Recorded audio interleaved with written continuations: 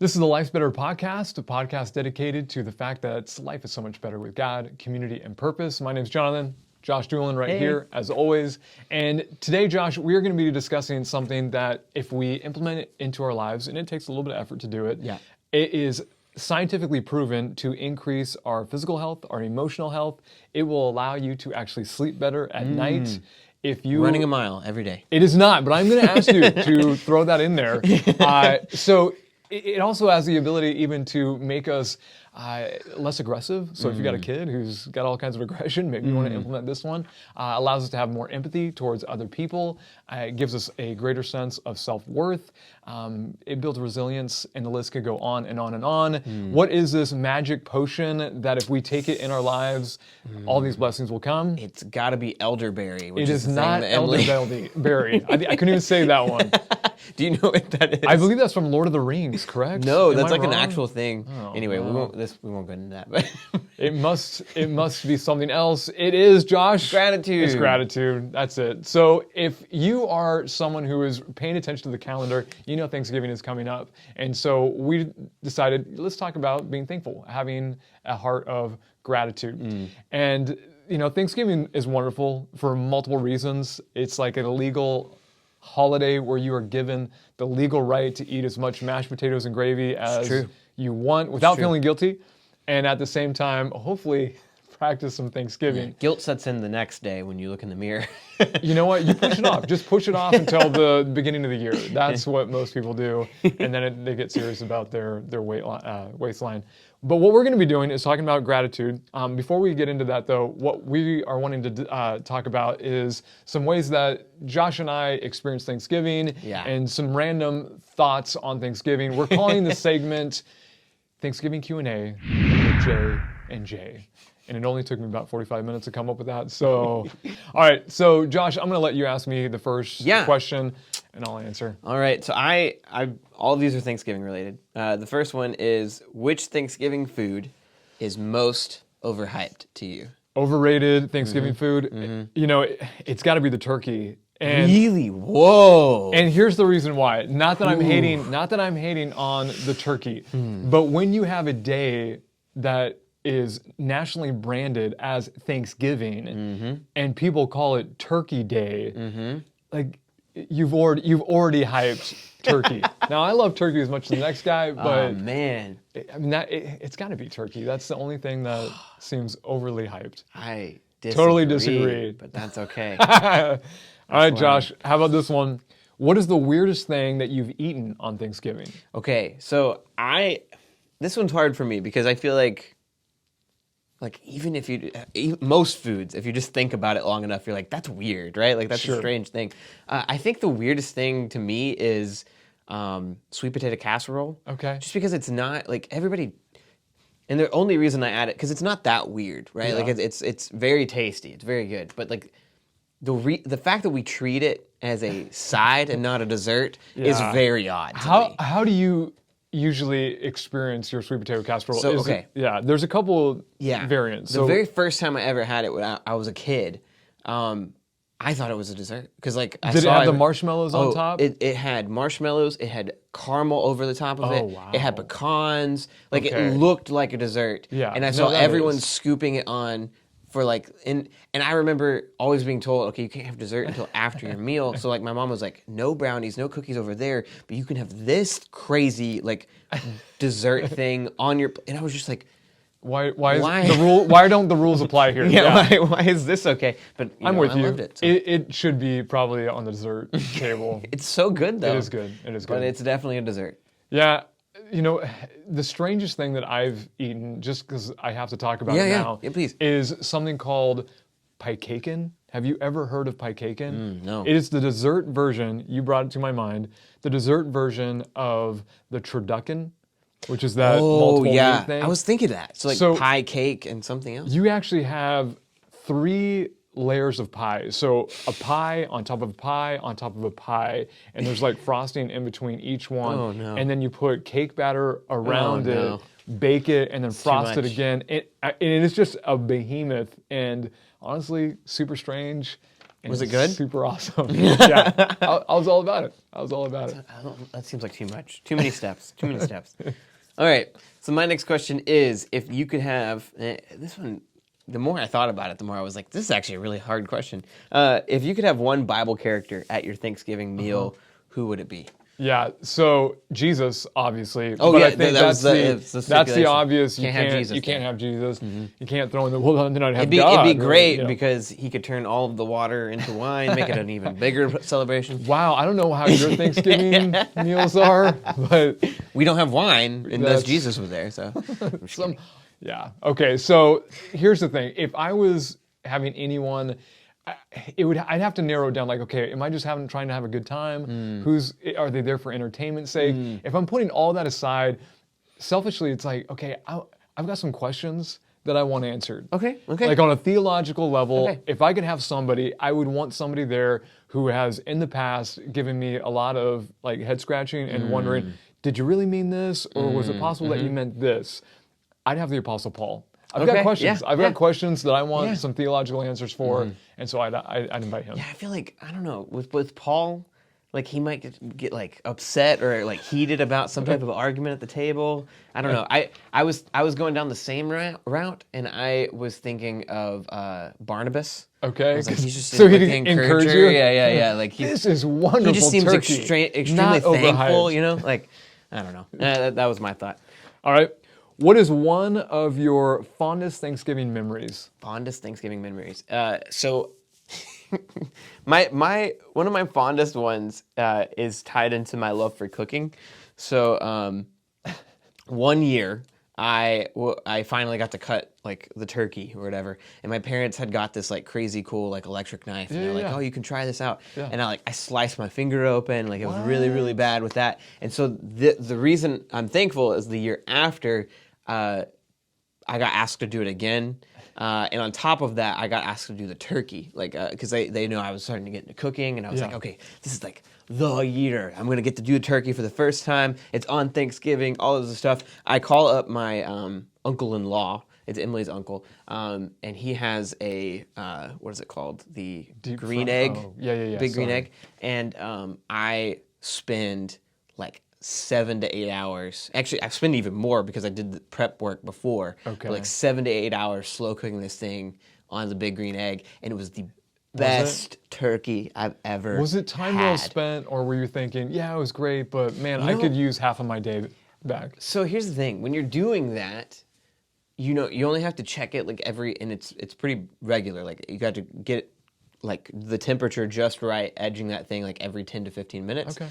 But you know, in between, I was getting a Stuff bunch of done. work done. Yeah. I was, having time to myself. I was cooking. I was learning more about, like, I don't know. I love cooking, so. The question we have, though, it was is fun. when you carved it, were there any digits missing by the end? Did you lose any fingers? No.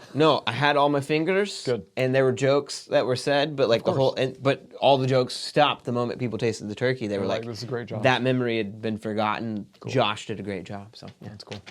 All right, what else It was you got for completely me? selfishly about me. That was my memory. Okay, so my number 3 question is: are Christmas decorations up before or after Thanksgiving? We're all about Christmas decorations in our family. Ideally, like I'm a purist, they come after. Okay.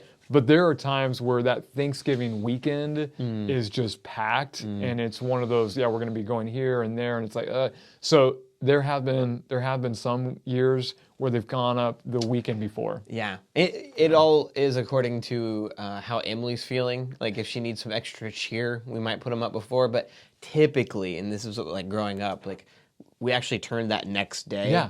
into the Let's get ready day. for Christmas. Yeah. I love that idea. Yep, it's good. Okay, if you could only eat one classic Thanksgiving food item on Thanksgiving, what would it be? I'm thinking it might be turkey. It is absolutely turkey.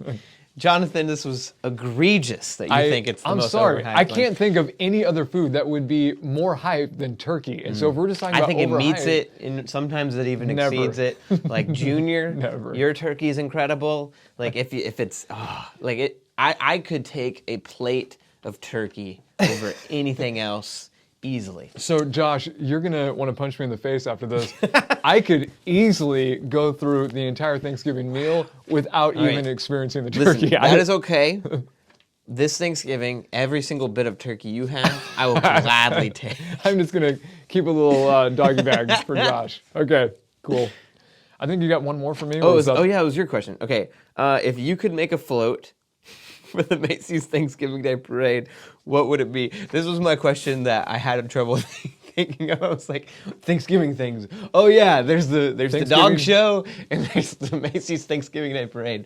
What would it be, Jonathan? No one's going to get this one unless you are a fan of the Disney cartoon Gravity Falls. So Okay. as soon as you said this, or sent me this question, I immediately thought of Grunkle Stan. And most of our viewers, our listeners, have no idea what I'm talking about. But there's this scene in this Disney show where this character, who's not an attractive man, decides that he's going to build a float, like a hot air balloon type of thing, of his face. And so he's already not an attractive man, and he wants kids to know that they're loved by him. And so on the top it says, "I heart kids," but it's not a heart, it's actually the words heart.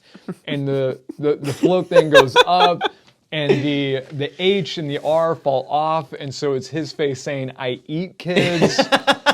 And it bursts into flame at one point and starts heading to this group of children who are all in terror. It's a hilarious scene. And as soon as I saw that, I was like, I would love to recreate that moment on Thanksgiving for some children. Yeah. That's incredible. Yeah, that's where I went. Okay, what are you least thankful for on Thanksgiving? Okay, yeah. So I am least thankful, and I'm sorry, guys. I'm least thankful for sometimes it's a lot on a weekend, and what do you got? Like, what is it? What is it? So Emily and I, we go see all of our family on Christmas and on Thanksgiving. Like we love our family. Okay. And so, but like, I don't know, like there's some, and when I'm there, it's great, but like there's sometimes where like the idea of like, okay, all day we're going to be at family doing, like eating multiple times. There's an expectation when you're there, you're going to try everything. If you don't try everything, it's almost like an insult to the person who made this thing. And I'm like, I'm going to be so full. And so like, I wish sometimes that I could just eat turkey all day because the sides just overwhelm. So you have multiple Thanksgiving meals. Yes, and I like to it's eat just, the meal is a just, lot at each one. Yeah. Sometimes it's more of a burden than a blessing, which kind of makes sense, but is super sad at the same time. Yeah, because like that should be like the number one thing you're most like you're excited about, the meal, but like it's just I would rather sometimes us either split up the days or like just be with each other and it be like a normal meal. I don't know. Yeah, no, I get you. Yeah. I get you. Well, I hope you guys are thinking about wonderful Thanksgiving traditions that you have and maybe even some ways that this year you can be grateful. We're going to be talking about gratitude now because, again, it is just this wonderful tool that unleashes all kinds of blessings in our hearts on a psychological level, a physical level, a spiritual level. And so we want to engage this. And what Josh and I want to share with you are just some ways that we either practice gratitude on a regular basis or even maybe an idea or two that we want to try and we're going to share it with you.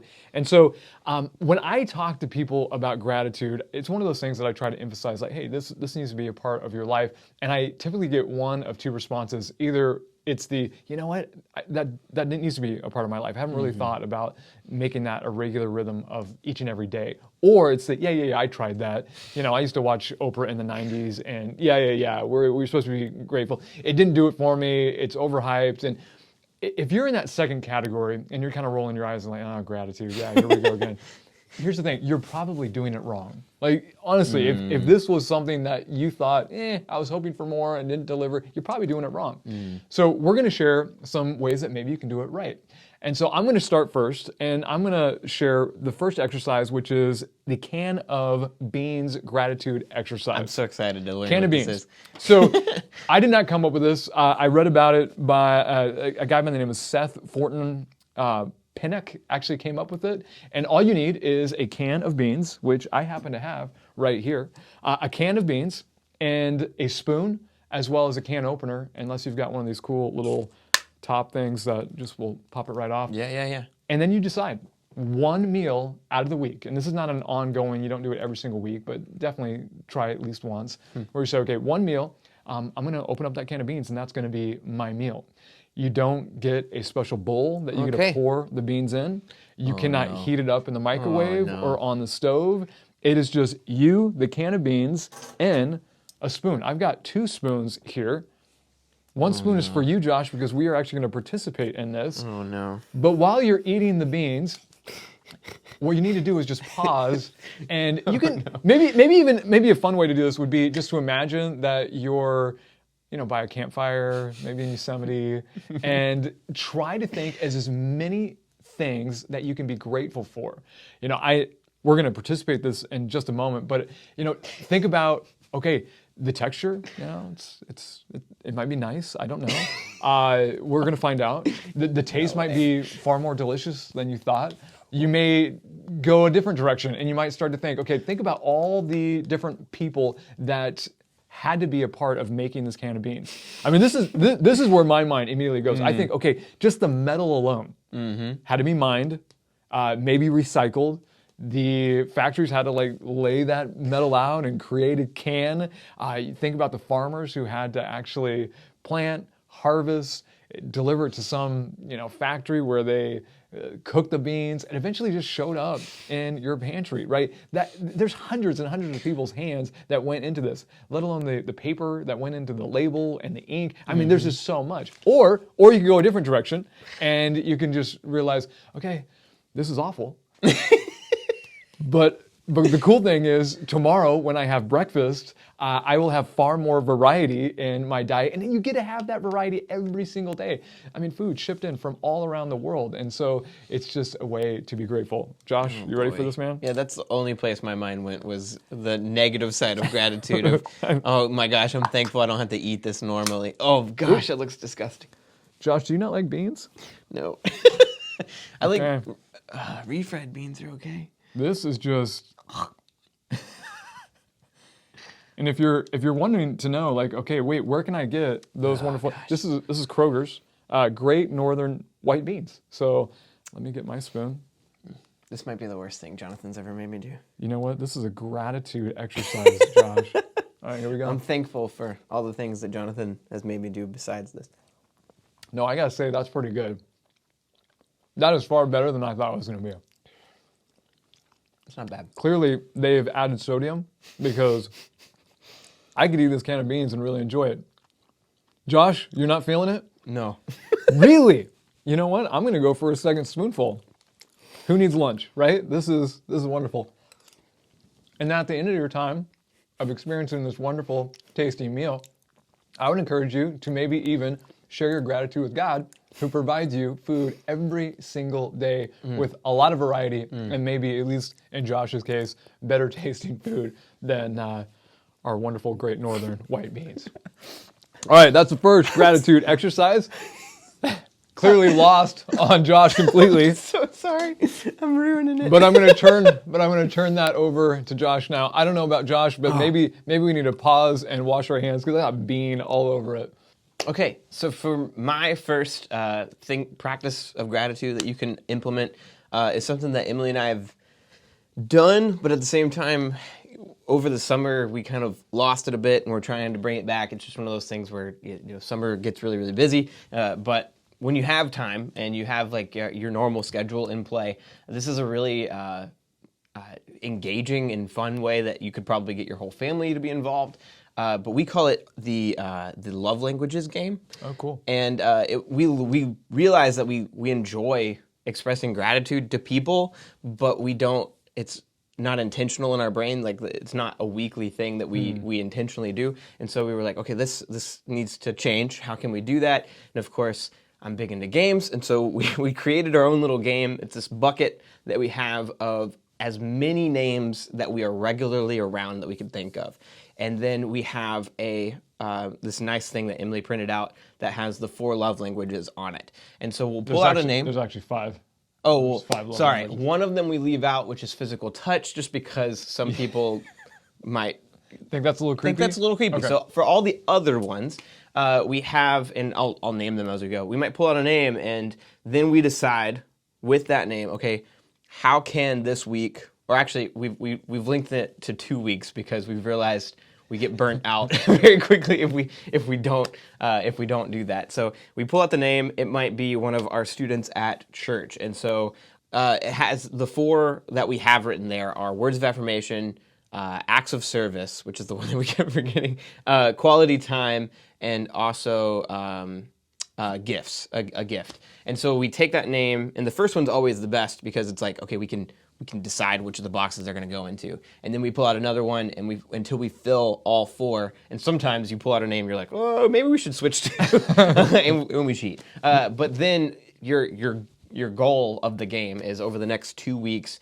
Actually, right then becomes the planning phase, right? So over the next 2 weeks, we're gonna find a way to do each of those for each of those people. And did you do it together, or is this a competition? Like, Oh no, that would be cool. I'm big into the cooperation. Oh, So yeah, sure. as a team, as husband and wife, how can we do this for each of them? And then to make sure, because we've learned if we just put their names back, sometimes we can get doubles, triples, Sure. often. So we'll just put them in a separate bucket until we go all the way through one of the buckets, then we do it again. I like that. And it helps, I think, specifically with that intentionality, right? So like a lot of us, I think, understand that gratitude is something we should do, but we don't necessarily make time for it. And so this helps you make time for it. And it's also a fun thing to do as a family. Yeah, it's not just I'm feeling grateful. You're also expressing the gratitude to others. Yeah, and on top of that, we always talked about here how purpose is really important. And I'm going to get into that in my second one especially, but like the more you participate in purpose, the more you're going to be thankful just naturally because that's the way God created you to be, the more you participate in purpose.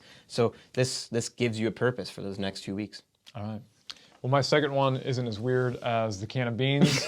This is actually a gratitude exercise that I've been doing for years, and I don't have any plans on stopping. I've shared it before, but this is the gratitude journaling.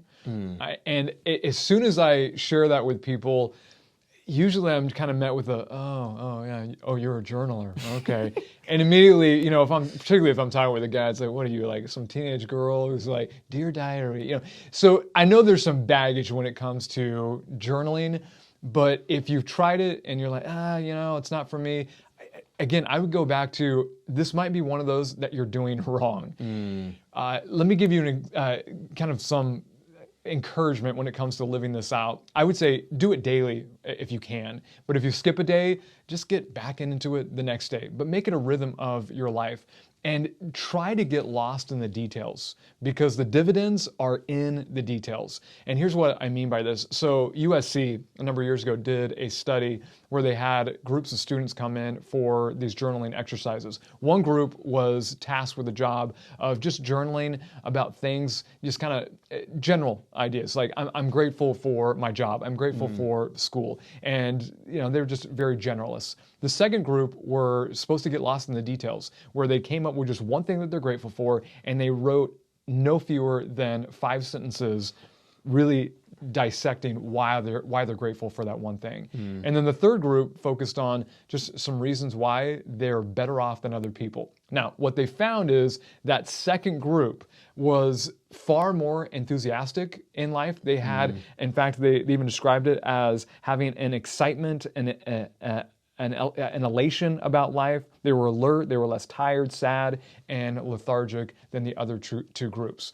The point being, if you want to do this right, the dividends are in the details. And so get really specific. So I'll give you an example of what this might look like. So tomorrow you wake up, you've got your little piece of paper and a pencil, and you start thinking, you're like, you know what? I'm grateful for Josh. I'm grateful for Josh. Now you could just be grateful for Josh. And you might get some level of, the benefits of gratitude, or you could take it up a notch and you could give some details of your gratitude. Yeah. And I'll give you an example of what that might look like because I've written 5 reasons why I'm grateful for you, Josh. This is way better than the beans. At the risk of you like hugging me and getting weepy, I'm going to go and share these with you. Oh, no. Does that sound good? Okay. No, I'm teasing. I don't think that will happen. But number 1, why I'm grateful for you, Josh. You allow me to hang out, serve, and have fun with the youth of our church, even though I have not been a youth pastor for years now. And I really appreciate it. You lead me. Anytime. You lead me and our church in greater love through worship every single Sunday. You care about our students and look for creative ways to disciple them in Christ. I've never felt that you and I have been in competition, but rather collaborators in building God's kingdom. And then finally, if I or my family ever had a big need, I know I could count on you to help us out. So, no tears. No.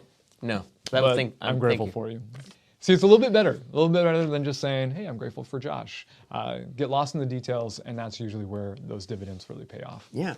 My last one is one that sounds a little strange because when you think of gratitude, you normally want to do the opposite. You want to be served rather than to serve. But service is something that, and this is more general, but finding ways that you can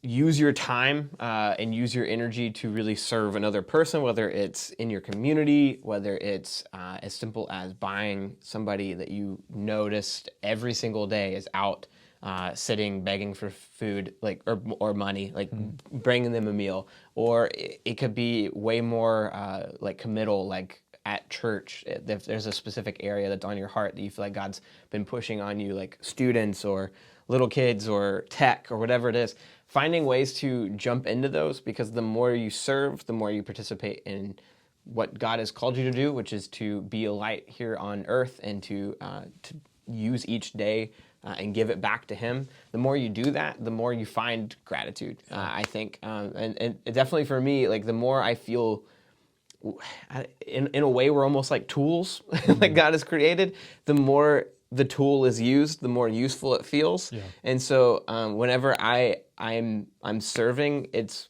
honestly when I'm like the happiest and when I feel closest to God. It's when I feel like most thankful that He's given me the abilities that I have in order to be able to do the things that I do for Him. And the days that I have off, more and more I've found that when I use them just for me, I don't feel thankful at the end of them. And so I would very much encourage, if you are in the situation where you just have this heart of dissatisfaction with the things around you, you wish every time you spend time for yourself and you have a rest day off, you at the end of it just are bitter towards the things that you have to go back into.